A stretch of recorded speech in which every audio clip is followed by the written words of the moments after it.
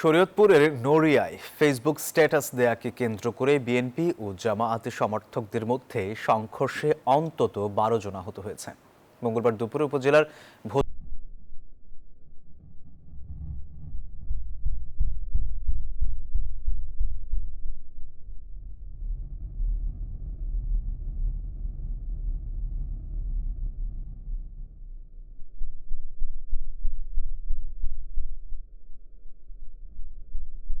দুই পক্ষ পরে সংঘর্ষে জড়িয়ে পড়ে তারা।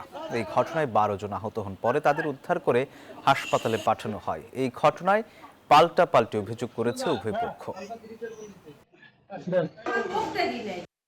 আমি ভিডিও করতে গেছি, এরপরেই তারা আমাদের উপরে হামলা শুরু করছে। ৩০ থেকে ৩৫টা হুন্ডা আইসা এক গাড়িতে ২ জন ৩ জন করে আইসি অতর্কিতভাবে সন্ত্রাসী হামলা শুরু করছে। প্রশাসনকে বলবো তদন্ত করে সুষ্ঠু তদন্তের মাধ্যমে একটি সুষ্ঠু বিচার করে মানুষকে আশ্বস্ত করা দরকার। যারা ২-১ জন আহত আছেন তারা হাসপাতালে ট্রিটমেন্টের জন্য পাঠিয়ে দেওয়া হয়েছে। এখন তারা চিকিৎসাধীন ওখানে আছে। পরবর্তীতে আমরা অভিযোগ পেলে আইনগত ব্যবস্থা নেওয়া হবে।